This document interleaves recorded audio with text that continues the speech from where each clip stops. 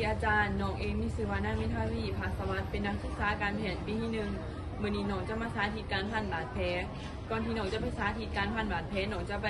เบิ่งประวัติของคนเจ็บก่อน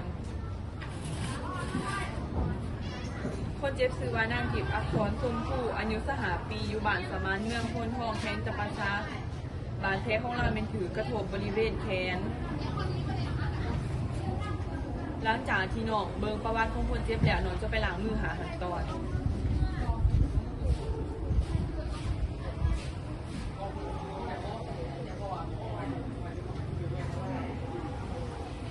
หลังจากที่น้องล้างมือครบหาขั้นตอนแล้วน้องจะไปเตรียมอุปกรณ์เราจะมี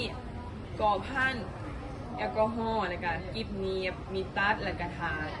หลังจากที่เราเตรียมอุปกรณ์ครบแล้วเราจะเข้าไปหาคนเจ็บแล้วก็เพื่อสอบถามว่ามีคนเจ็บที่จะมาให้เราพันบาดแผลหรือบ่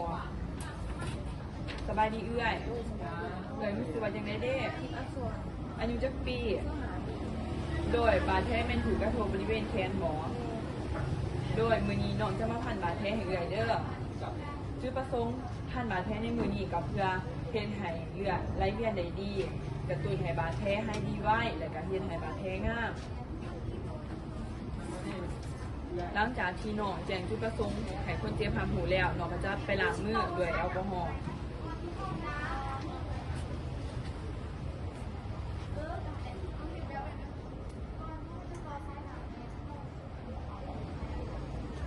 หลังจากที่น้องล้างมือแล้วน้องก็จะเข้าไปพันบาดแผลคนเจ็บ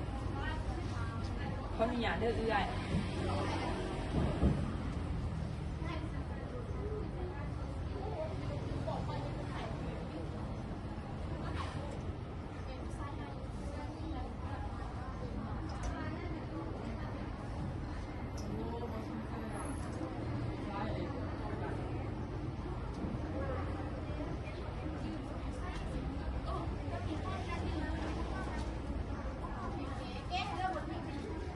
หลังจากนั้นเราจะเอากิ๊บมานี่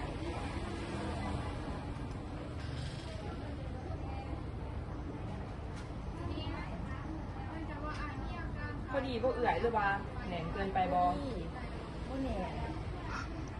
โดยหลังจากเมื่อพักผ่อนแล้วกันอย่าให้เอื่อยหันนอนให้เพียงพอแล้วก็กินอาหารให้ครบ5 หมู่บ่อยากให้ออกกำลังกายร้ายเกินไปแล้วก็ให้เอื่อยบ่อยากให้มันถึกน้ำร้ายเกินไปโดยผมเป็นคือกันหลังจากที่น้องประเมินแล้วก็คือคนเจ็บสามารถนิ่งติงได้แล้วก็มือบกำบด